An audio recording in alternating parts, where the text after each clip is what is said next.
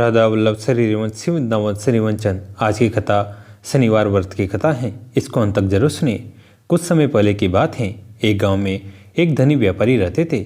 उनका धन बहुत अधिक था, लेकिन उनमें अकारण घमंड था। वे अनेकों सेवकों के साथ रहते थे, लेकिन उनका मन निराशा से भरा रहता था। एक दिन उन्हें अपने गाँव के ज्योतिषी ने सलाह दी कि उन्हें शनिवार के दिन शनिदेव का व्रत करना चाहिए। वो व्रत करने से धन, समृद्धि और शुभकामनाएं प्राप्त कर सकते हैं। व्यापारी ने उस ज्योतिषी की सलाह को स्वीकार किया और शनिवार के दिन से ही व्रत शुरू कर दिया।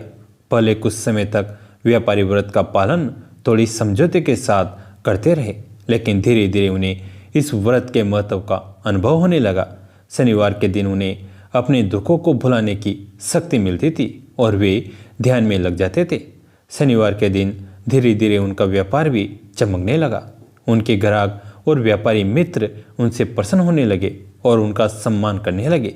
धन के साथ साथ उन्हें सबका स्नेह भी मिलने लगा। एक शनिवार को व्यापारी ने बड़ा धन कमाने का लक्ष्य रखा, लेकिन व्यापार में उन्हें नुकसान हो गया और सारा पैसा खत्म हो गया। उन्हें बड़ा धक्का लगा और उनका मन अधीर हो गया। व्यापारी दुखी होकर घर लौट रहे थे कि रास्ते में एक साधु बाबा का सामना हुआ। साधु बाबा ने उनके चेहरे की परेशानी देख ली और उनसे उनकी समस्या पूछी। व्यापारी ने सभी बातें बता दी। साधु बाबा ने उन्हें शनिवार के व्रत का महत्व बताया और उन्हें व्रत करने के प्रति सच्ची आस्था रखने की सलाह दी। व्यापारी ने साधु बाबा के वचनों पर विश्वास किया और शनिवार के व्रत में आनंद और भक्ति से लग गए। धीरे धीरे उनका व्यापार फिर से सफल होने लगा और वे और भी धनवान हो गए। इसके बाद उन्होंने अपने सेवकों के साथ अच्छा व्यवहार किया और नेक कार्यों में समय बिताने लगे। इस कथा से समझ में आता है कि शनिवार के व्रत से व्यक्ति को न केवल शनिदेव की कृपा मिलती है, बल्कि उसे दृढ़ता, धैर्य और समर्पण की भावना भी प्राप्त होती है। शनिदेव का व्रत करने से भक्त के जीवन में सुख, शांति और समृद्धि की प्राप्ति होती है। एक गरीब बालक था जो कि अनाथ था। एक दिन वो बालक एक संत के आश्रम में आया और बोला कि बाबा, आप सबका ध्यान रखते हैं, मेरा इस दुनिया में कोई नहीं है, तो क्या मैं यहाँ आपके आश्रम में रह सकता हूँ? बालक की बात सुनकर संत बोले, बेटा, तेरा नाम क्या है? उस बालक ने कहा, मेरा कोई नाम नहीं है। तब संत ने उस बालक का नाम रामदास रखा और बोले कि अब तुम यहीं आश्रम में रहना। रामदास वहीं रहने लगा और आश्रम के सारे काम भी करने लगा। उन संत की आयु 80 वर्ष हो चुकी थी। एक दिन वो अपने शिष्यों से बोले कि मुझे तीर्थ यात्रा पर जाना है। तुम में से कौन कौन मेरे साथ चलेगा और कौन कौन आश्रम में रुकेगा? संत की बात सुनकर सारे शिष्य बोले कि हम आपके साथ चलेंगे, क्योंकि उनको पता था कि यहाँ आश्रम में रुकेंगे तो सारा काम करना पड़ेगा। इसलिए सभी बोले कि हम तो आपके साथ तीर्थ यात्रा पर चलेंगे। अब संत सोच में पड़ गए कि किसे साथ ले जाएं और किसे नहीं, क्योंकि आश्रम पर किसी का रुकना भी जरूरी था। बालक रामदास संत के पास आया और बोला, बाबा, अगर आपको ठीक लगे तो मैं यहीं आश्रम पर रुक जाता हूँ। संत ने कहा, ठीक है, पर तुझे काम करना पड़ेगा। आश्रम की साफ सफाई में भले ही कमी रह जाए, पर ठाकुर जी की सेवा में कोई कमी मत रखना। रामदास ने संत से कहा कि बाबा, मुझे तो ठाकुर जी की सेवा करनी नहीं आती। आप बता दीजिए कि ठाकुर जी की सेवा कैसे करनी है, फिर मैं कर दूंगा। संत रामदास को अपने साथ मंदिर ले गए। वहाँ उस मंदिर में राम दरबार की झांकी थी। श्री राम जी, सीता जी, लक्ष्मण जी और हनुमान जी। संत ने बालक रामदास को ठाकुर जी की सेवा कैसे करनी है सब सिखा दिया। रामदास ने गुरुजी से कहा कि बाबा, मेरा इनसे रिश्ता क्या होगा ये भी बता दिए, क्योंकि अगर रिश्ता पता चल जाए तो सेवा करने में आनंद आएगा। उन संत ने बालक रामदास से कहा कि तू कहता था कि ना कि मेरा कोई नहीं है, तो आज से ये राम जी और सीता जी तेरे माता पिता हैं। रामदास ने साथ में खड़े लक्ष्मण जी को देखकर कहा, अच्छा बाबा, ये जो पास में खड़े हैं वो कौन है? संत ने कहा, ये तेरे चाचा जी हैं, और हनुमान जी के लिए कहा कि ये तेरे बड़े भैया हैं।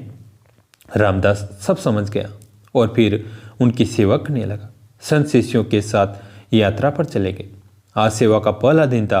रामदास ने सुबह उठकर स्नान किया, आश्रम की साफ सफाई की और भिक्षा मांगकर लाया और फिर भोजन तैयार किया।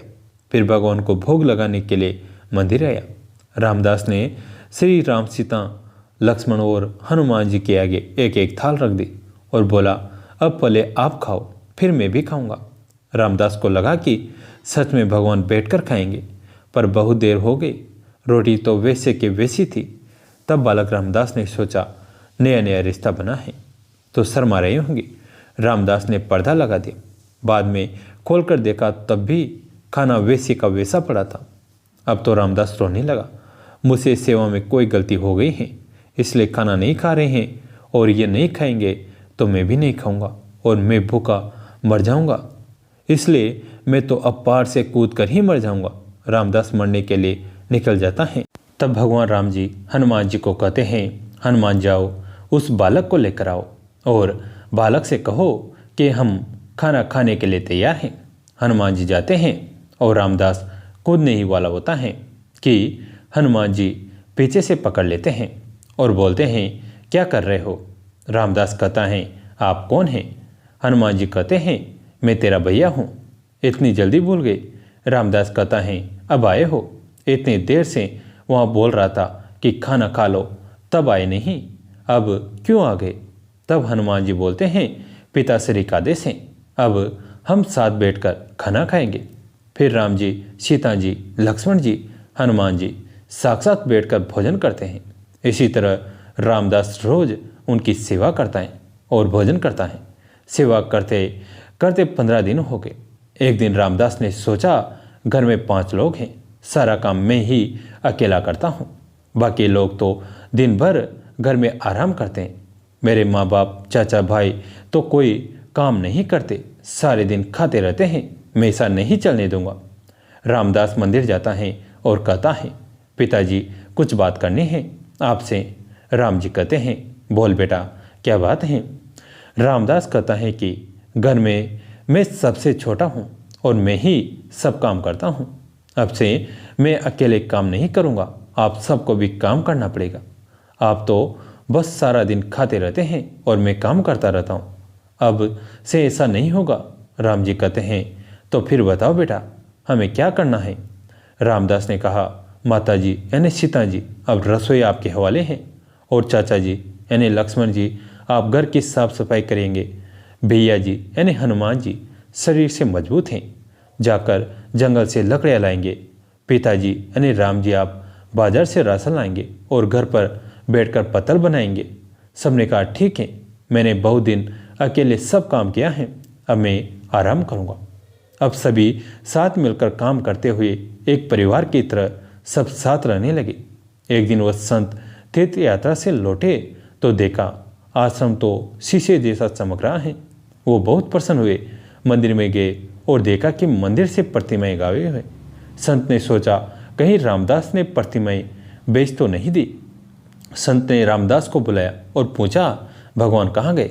रामदास भी अकड़ कर बोला कि मुझे क्या पता, हनुमान भैया जंगल लकड़ी लाने गए होंगे, लखन चाचा झाड़ू पोछा कर रहे होंगे, पिताजी राम पत्तल बना रहे होंगे, माता सीता रसोई में काम कर रही होगी। संत बोले, ये क्या बोल रहा है? रामदास ने कहा, बाबा मैं सच बोल रहा हूँ, जब से आप गए हैं ये चारों काम में लगे हुए हैं।